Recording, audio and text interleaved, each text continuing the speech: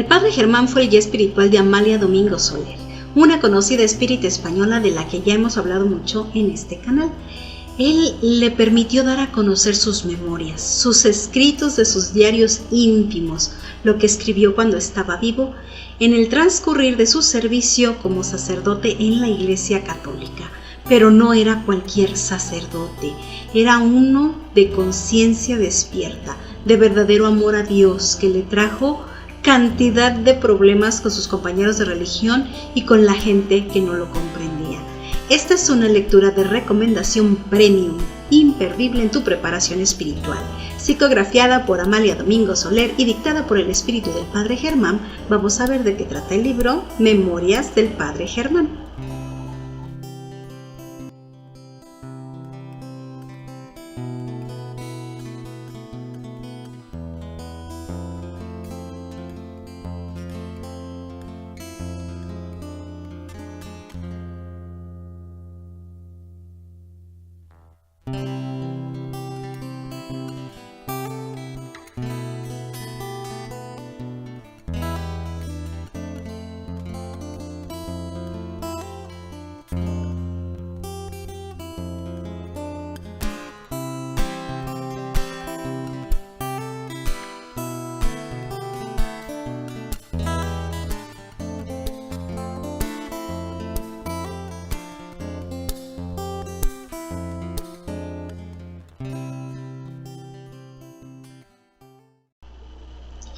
Este libro es un compendio de historias, de anécdotas de las vivencias de este sacerdote, y a través de ellas, de la forma en la que nos narra todo, de las reflexiones que él mismo expone al respecto, te permite conocerlo, conocer su alma, conocer su vibración, su entrega, su sufrimiento y las angustias de su alma que lo atormentaron toda la vida, y te permite también identificarte con él. Por eso mismo nos caen esas perlas de su reflexión por las vicisitudes que nos toca vivir en la vida, en nuestra jornada redentora. Y las luces que el Padre Germán nos regala son maravillosas. En general, podemos hacer a modo de introducción un resumen de su vida, para entonces dar paso a narrar algunas de las anécdotas, solo algunas, porque los voy a dejar aquí con el interés bien alto para que vayan a leer la obra completa. Les voy a dejar también el link de descarga del libro ahí en los comentarios para que vayan por él.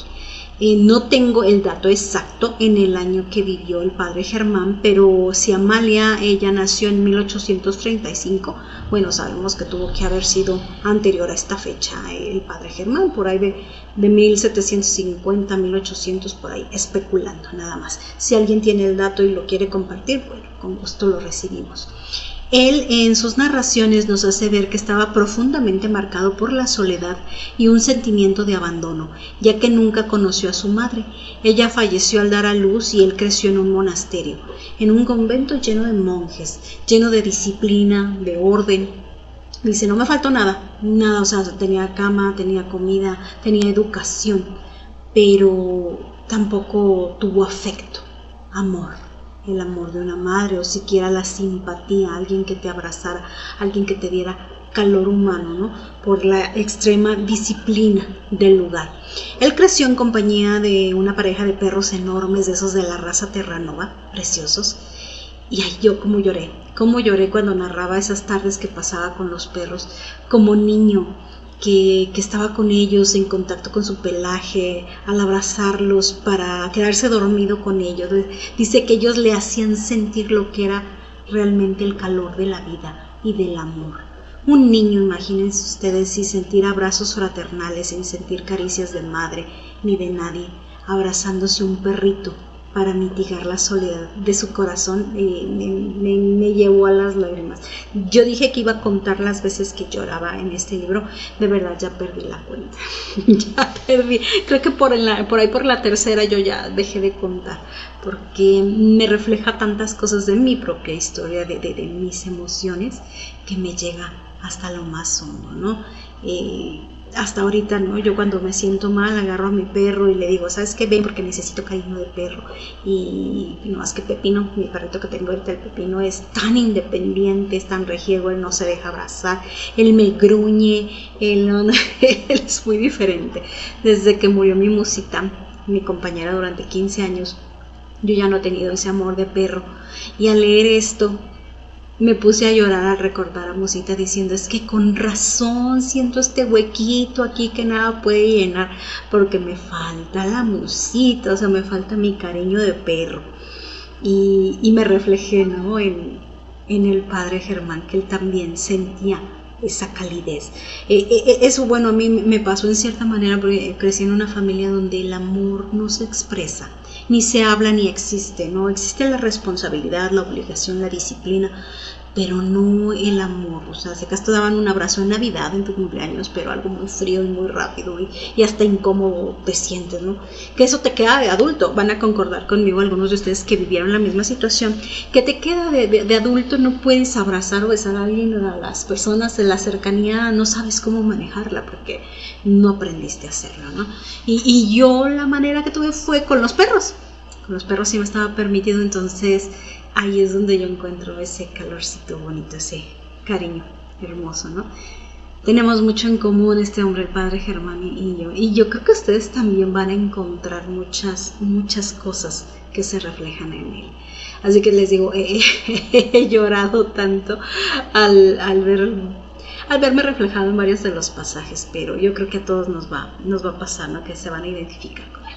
En fin, así él creció con esta pareja de perritos, y al crecer le dijeron, ¿sabes qué? Pues tú vas a ser sacerdote, porque aquí no hay de otra. Tú vas a ser sacerdote, amarás a Dios y vas a alejarte de las mujeres, porque las mujeres son las hijas de Belcebú, o sea, es lo peor que te puede pasar. Ten cuidado con ellas porque es la puerta de entrada al infierno prácticamente. Lo traumaron con las mujeres. Son instrumentos de Satanás para la perdición. Ay, qué hombres. Sí, así le dijeron. Y bueno, él encerrado en el convento, el que iba a saber, ¿no? De afuera de la vida, así que les creyó por completo. Y de alguna manera él también guardaba ese recelo contra las mujeres que le daban miedo, hasta que por su propia inteligencia y observación, ya con el tiempo, la madurez, con el estudio, concluyó pues que eso era una falsedad. Que es más, o sea, él ni siquiera creía en el infierno, ni en Satanás, mucho menos que las mujeres fueran lo que sus superiores le habían dicho, ¿no? Esos instrumentos de Belcebú para hacerlo pecar. Entonces él ya pues concluyó otra cosa, ¿no? Aunque siempre le guardó recelo, así como que no podía convivir muy bien con las mujeres, le sentía algo, ¿no? Consagró su vida, entonces, su vida sacerdotal a su ministerio. Y lo dice él, fui feliz. Dice, si le quieren llamar así, dice, pues fui feliz en cierta etapa de mi vida, quizás al inicio del ministerio, sobre todo. Dice, pero es que luego él no lo define así como felicidad tal cual. Dice, es que feliz, dice, pues no creo. Dice, más bien estuve menos triste. Dice, así no fue felicidad, sino que fue menos tristeza en el inicio de su ministerio, ¿no? Porque su vida, les digo, su carácter estaba marcado por una melancolía intrínseca que no se iba nunca, como si una roca pesada estuviera siempre encima de él. Y vaya que lo comprendo y vaya que lo comprendemos, ¿no? Es ese sentir que traes ahí de que las cosas pueden ser mejores pero no avanzan para mejor, y de ver que este mundo está muy mal y que te duele y que dices, ay, humanidad, cómo me dueles, y que está toda esta desarmonía, cosas que atormentan tu alma y que tienes la obligación de estar aquí y de servir. Pero dice, pues no son las condiciones óptimas, y lo sabemos, ¿no? Como espíritas sabemos que la felicidad total no existe en este mundo, es relativa. Entonces esto sentía él, ¿no? Decía de que si fuera por mí yo me iba de este mundo, o sea, realmente aquí pues no me gusta estar, tengo que servir, tengo que hacer, lo hago con mucho gusto, pero no me digan que soy feliz. En ciertos momentos soy menos triste, algo así. Él sufría íntimamente por la perdición del hombre, por la deshonestidad, por la hipocresía, hasta de los suyos dentro de la misma iglesia, que él estaba muy en contra de la iglesia y tenía muchos enemigos internos. Y sobre todo sufría él por no tener una familia propia, por no tener su mujer, sus hijos, una vida normal, puesto que sus votos con la iglesia católica pues se lo impedían. Y él no comprendía por qué, dice, ¿por qué un servidor de Dios está tan relegado de la felicidad familiar, de la realización como padre, como buen esposo? Dice, yo, aunque estuviera mujer y fuera esposo, aún podría seguir siendo servidor de Dios, y eso lo atormentaba, ¿no? Como muchas de las historias que hemos leído aquí de religiosos de las épocas antiguas que pues eran obligados a tomar los votos, y ellos decían, es que yo quiero una familia, esto es una soledad terrible, porque tenemos que servir a Dios así, en soledad. Entonces era parte del tormento que traía ahí por tener que cumplir sus votos. Dice que su primera etapa como sacerdote, cuando estaba recién ordenado, fue asignado a una parroquia en un pueblito allá pequeño, por lejos, y porque pues, no lo querían mucho, ¿no? Así como dijeron, ahí quédate y no deslata. Estaba él subordinado a su sacerdote superior, al que se hacía cargo de todo, de la parroquia. Decía él, yo solo doy misa, y dice, y para mí este momento es glorioso porque yo me entrego totalmente en el ritual de amor a Dios, en la fe. Dice, me encantaba dar mi misa, y luego le daba doctrina a los niños, que le fascinaba jugar con los niños. Llevaba a su perro Sultán. Sultán era hijo de aquella pareja de perros con los que creció, de los Terranova. Era hijo de ellos y era su compañero de vida, el Sultán. Y los niños disfrutaban de correr con Sultán y jalarle la cola. El perro era muy amable con los niños. Y dice, después de que correteaban con Sultán, yo les contaba historias, se sentaban ahí a mi alrededor. Y dice, y esto fue lo más parecido a la felicidad que yo viví. Dice, hasta que todo cambió. Dice, esa etapa cambió. Nos dice que de repente muere el párroco que estaba encargado de la iglesia. Dice, me toca hacerme cargo de todo. Y entre ese todo, lo que más temía él en la vida era escuchar las confesiones. O sea, tenía una aberración a la confesión. Dice, es que era un terror. No comprendía por qué él tenía que recibir esa carga de saber los pecados de los demás. Dice, si yo también soy un pecador, ¿quién soy yo para escucharlos y para darles consejos? Dice, ¿por qué me exigen a mí estar por encima de eso y tener la fuerza para soportar las confesiones? Dice, sinceramente a veces no podía. Dice que salía corriendo del confesionario hacia el campo y se acostaba así en la hierba a llorar y a pedirle a Dios la dádiva del olvido para quitarse el peso de encima. Porque yo inocentemente les platicaba a las chicas, porque han de saber que esta obra, las memorias del Padre Germán, las estamos analizando en el taller de análisis literario espírita. Y yo les decía a las chicas, inocentemente uno piensa que todos son pues como uno, ¿no? Y le dije yo, pues decía, pues en la confesión, pues ¿qué le puede confesar la gente? No, pues qué pecadillos, o sea, no dimensionas hasta que le empieza a contarte las cosas. Claro, no es lo mismo las confesiones de uno, de un simple persona normal, a las confesiones que él recibía, ¿no? De madres que habían matado hijos, de asesinos, de violadores, de etcétera. Su conciencia ardía, él no quería saber. Él le tocaba conocer la podredumbre humana, del alma humana, y ver pasar a la gente a veces siendo alabados por ser buenas personas, por ser la eminencia, por ser no sé quién, y él saber internamente lo que esa persona era. Y eso lo derrumbaba. Es que sí, pues no es para menos que se sintiera así, ¿no? Con las confesiones de tanta gente, sí era muy pesado. En la medida de lo posible, él se rehusaba a confesar a las personas, pero pues era parte de su obligación ineludible, tenía que hacerlo. Una de esas confesiones fue especial para él y terrible al mismo tiempo, porque fue una jovencita a la que él llamaba la chica de los rizos negros y el rostro pálido. A la hora de la confesión, la niña le dijo que, pues la jovencita, ¿no? Unos 16, 17 años, dijo que estaba enamorada de él.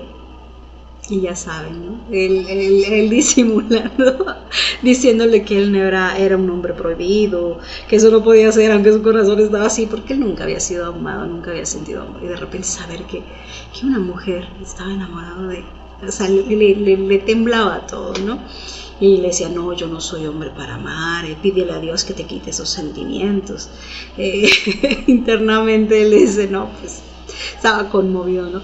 La chica le dijo que tenía un año ya con ese sentimiento, desde que tiempo atrás él había oficiado la misa donde casaron a su hermana. O sea, él fue sacerdote de la boda de su hermana, y entonces dice, desde entonces que yo lo vi, yo llevo este sentimiento en el corazón. Y había pasado un año y lo vuelve a ver, se confiesa con él y le dice todo esto, ¿no? De esa situación con esta niña es de esas historias de almas que se reconocen de otra vida, que al instante cuando tú lo ves dices, es que hay algo aquí, y se enganchan totalmente, ¿no? Entonces él se alejó, obviamente, no volvió a saber nada de ella. Dice, hasta 8 años después. 8 años después supo de nuevo de ella. No había dejado de pensar en ella, pero 8 años después, dice, un hombre noble, rico, bien vestido, fue a buscarlo para pedirle que fueran a ver a su esposa moribunda, que no quería ningún otro confesor más que a él. Entonces él asiste, y ¿quién creen que era? Pues claro, era la jovencita, ahora la mujer de rizos negros y rostro pálido, que estaba agonizante. Le dice ella, ¿me reconoces? Y dice él, yo, pues, internamente él dice, yo no he dejado de pensar en ti, nunca he dejado de pensar en ti, pero no se lo dice, ¿no? Y le dice, quien te debe de reconocer es Dios, no yo. Le dio los santos óleos, la bendición, y se fue corriendo, nos dice él, huyendo, francamente, de mí mismo, porque a mí no me estaba permitido amar a una mujer. Entonces se fue huyendo de él mismo, ¿no? Y en todo momento se queja él de por qué el servidor de Dios está vetado de la felicidad familiar, por qué estamos condenados a la soledad. Y tiene muy arraigado ese dolor. Pero ahí no termina la historia, nos cuenta, 2 años después llega una epidemia a la región, mucha gente está muriendo, mucha gente llegan a refugiarse ahí a la iglesia, y entre los que llegan llega un matrimonio, llega esta chica y su esposo, que no se murió la otra vez, o sea que logró sobrevivir aquella vez, pero sí ya llegaron muy mal, muy enfermos. El esposo murió y pocos días ella también ya estaba en las últimas, ¿no?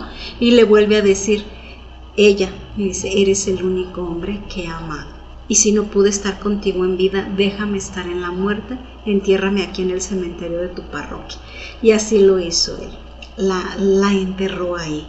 Nos cuenta él sus amargas reflexiones ante la tumba de ella, la única mujer que lo amó y que él también amaba. Nos habla entonces de lo importante que le parecieron las reformas de la iglesia luterana.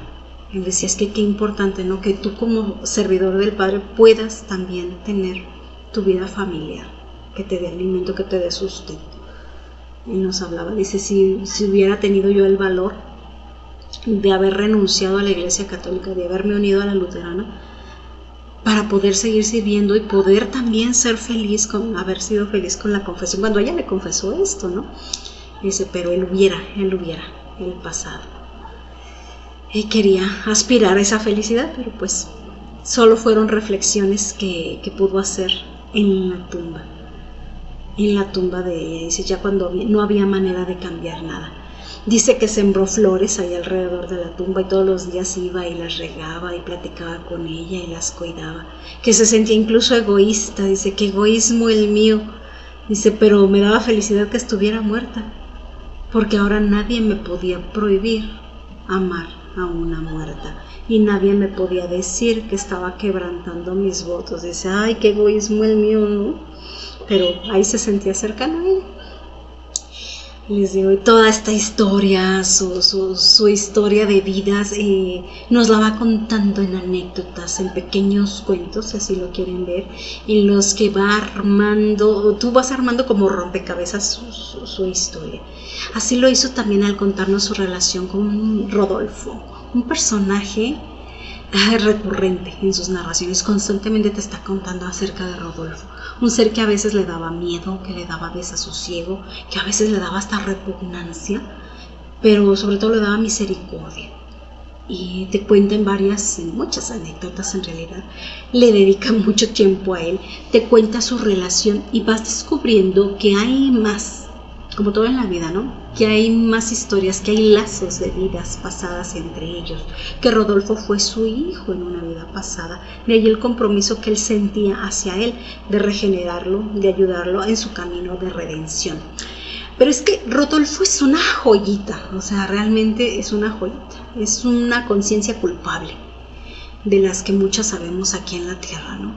En esta vida era un noble de familia de dinero, de esas intocables, inalcanzables, hijo de un rico, pero era muy ambicioso y malvado, muy inclinado hacia la maldad.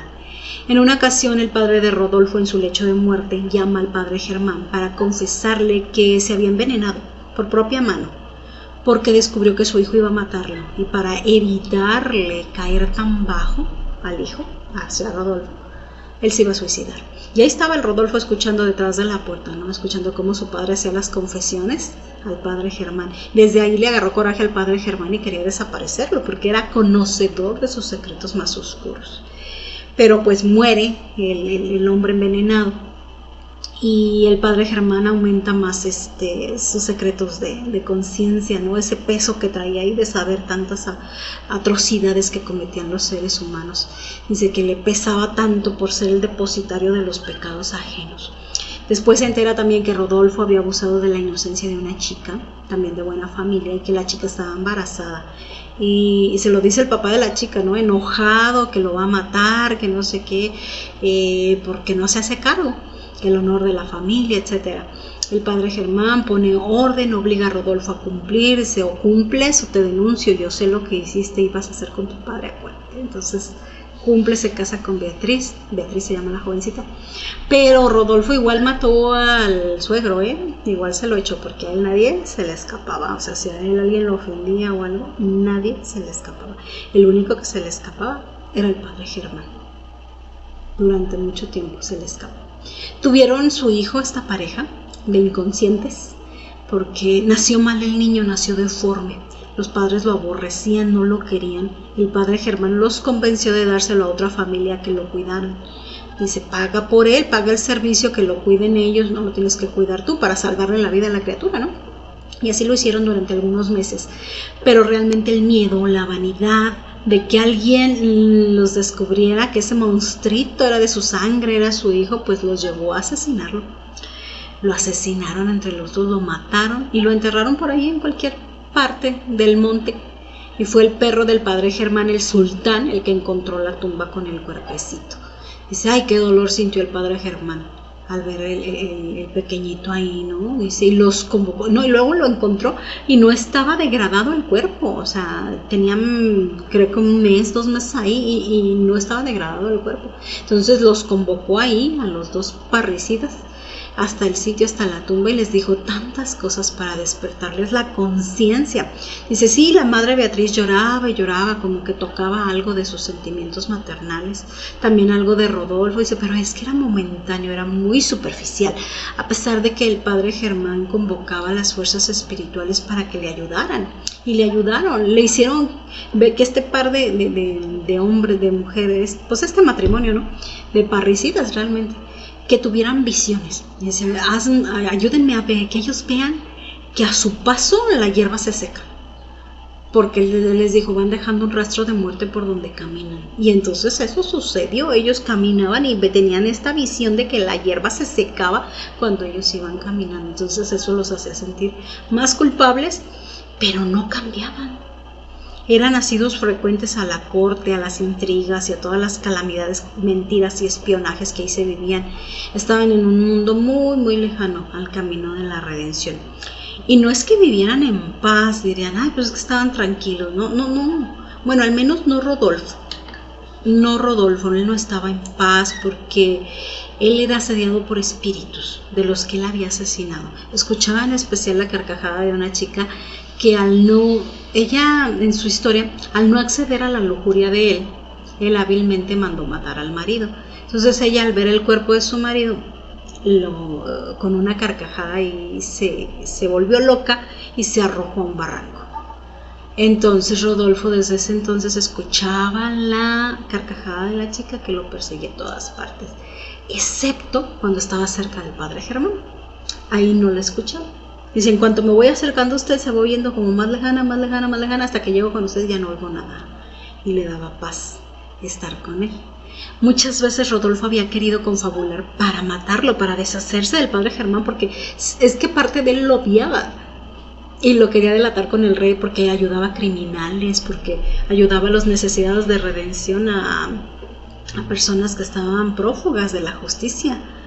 Y dice, a veces ya estando para firmar la orden de captura, algo lo detenía y no lo hacía. Una fuerza me lo impedía y se lo confesaba, yo quiero matarlo, yo quiero deshacerme de usted, pero al mismo tiempo no. Y renegaba mucho. Decía, es que lo odio porque sabe todo de mí, pero al mismo tiempo siento que no puedo vivir si usted no vive. Si es un tormento esto, ya no sé qué hacer. Pero el padre Germán sí tenía claridad, porque a él sí se la dieron. Al principio se sentía igual que Rodolfo, ¿no? Desconcertado, ¿qué siento con este hombre? ¿Qué? Pero cuando le hicieron ver que era un hijo de otra época, él aceptó el reto y lo convocó a la redención. Le dijo, vente a vivir conmigo y aquí vas a aprender a amar y a ser digno y diferente. Entonces sí se va a vivir con él y lucha con todo su ser por ser mejor, porque ya no quería escuchar esa carcajada. Y bueno, fue ganando de poco a poco una nueva visión de la vida, aprender a amar, a ver a las mujeres de manera diferente. Y sí, tuvo fruto todo el empeño del padre Germán en redimirlo. Y no solo con él, porque el padre Germán nos cuenta tantas y tantas historias de delincuentes, de prófugos de la justicia, de los parias de la sociedad que llegaban a sus puertas pidiendo un poco de paz.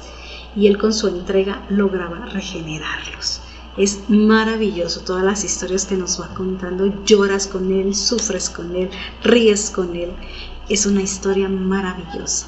De verdad, una lectura ampliamente recomendada. Les dejo aquí el link en los comentarios, el link de descarga del libro. Y yo creo que voy a hacer quizás otro video nada más hablando de este libro, contando algunas otras anécdotas. Y listo, les digo, les voy a dejar para que se emocionen y mejor vayan y lo lean. Es un libro muy disfrutable, muy fácil de leer, así que se los recomiendo. También quiero compartirles un audiolibro que grabé con mi propia voz. Lo grabé para una amiga. Se trata del libro de Sublime Expiación de Divaldo y Víctor Hugo. No lo voy a poner libre en YouTube por los derechos de autor, pero les voy a compartir el link de la lista de reproducción de los capítulos. También ahí en los comentarios se los dejo. No es una grabación profesional, nada de eso, es una grabación para compartir entre amigos. Se escucha de repente mi perrito, mi pepino ladrando, o que pasa un auto en la calle, o cosas, detallitos así, porque les digo, no es una grabación profesional, pero con mucho cariño se los comparto. Por si les interesa, ahí va a estar para que lo escuchen.